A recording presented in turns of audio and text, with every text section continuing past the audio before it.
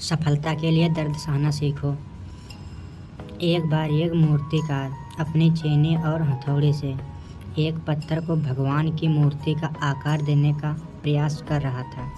जैसे ही वह छेनी पर अपना हथौड़ा चलाता, वह पत्थर चिल्लाने लगता और कहने लगता कि ये क्या कर रहे हो, मुझे इतना मार क्यों रहे हो, मुझे बहुत दुख हो रहा है, तकलीफ़ हो रही है, पीड़ा हो रही है, मुझे अपने हाल पर छोड़ दो और यहाँ से चले जाओ।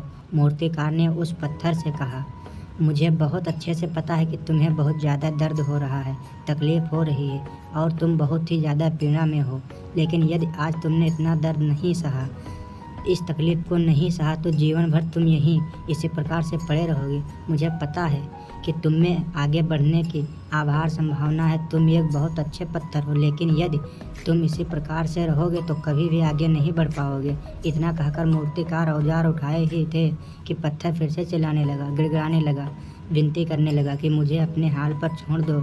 मुझे पता है कि जीवन के लिए कौन सी चीज़ सही है और कौन सी चीज़ गलत है। मुझे बहुत ज़्यादा दर्द हो रहा है, अब मैं इस तकलीफ़ को बहुत ज़्यादा नहीं सह सकता।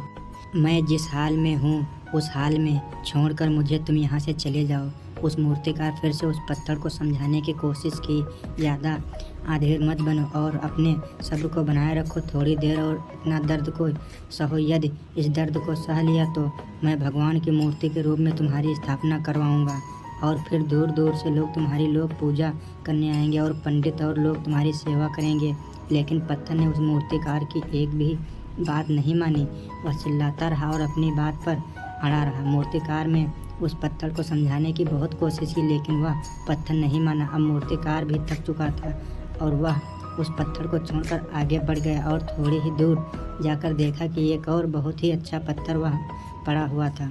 उसने छीनी और हथौड़ी उठाई और उस पत्थर को मूर्ति बनाने के लिए तैयार हो गया। मूर्तिकार ने छीनी और हथौड़ी का वार दूसरे पत्थर पर जारी रखा। दूसरे पत्थर को भी दर्द हुआ, तकलीफ उससे भी हुई, लेकिन उस पत्थर ने बर्दाश्त कर लिया और देखते ही देखते थोड़े समय के बाद उस पत्थर ने भगवान की मूर्ति का रूप धारण कर लिया। थोड़े दिन बाद उस मूर्ति की एक मंदिर में स्थापना हो गई। धीरे धीरे करके लोग वहाँ पूजा पाठ करने आने लगे। लोगों की मन्नतें वहाँ से पूरी होने लगी और वह मंदिर बहुत ही ज़्यादा प्रसिद्ध हो गया। अब धीरे धीरे करके दूर दूर के गांव के लोग वहाँ पूजा पाठ करने आने लगे। फिर एक दिन और उससे पत्थर को उसी मंदिर में लाया गया और उस एक कोने में रख दिया गया। अब लोग आते और उस पर नारियल फोड़ते। ये कोई और पत्थर नहीं था, बल्कि वही पत्थर था जिसने दर्द को नहीं सहा था।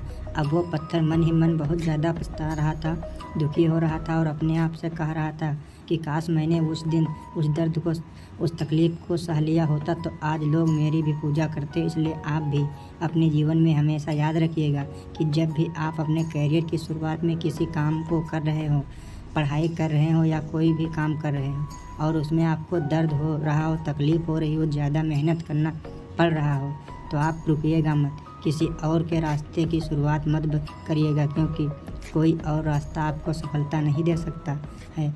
आपको उस दर्द को, उस तकलीफ़ को सहना ही होगा और उस दर्द को, उस तकलीफ़ को सह कर आप ज़्यादा मजबूत बनेंगे और तभी आप अपने जीवन में आगे बढ़ पाएंगे। और जीवन में हमेशा याद रखिएगा कि आपको पहले पत्थर की तरह नहीं बल्कि दूसरे पत्थर की तरह बनना है।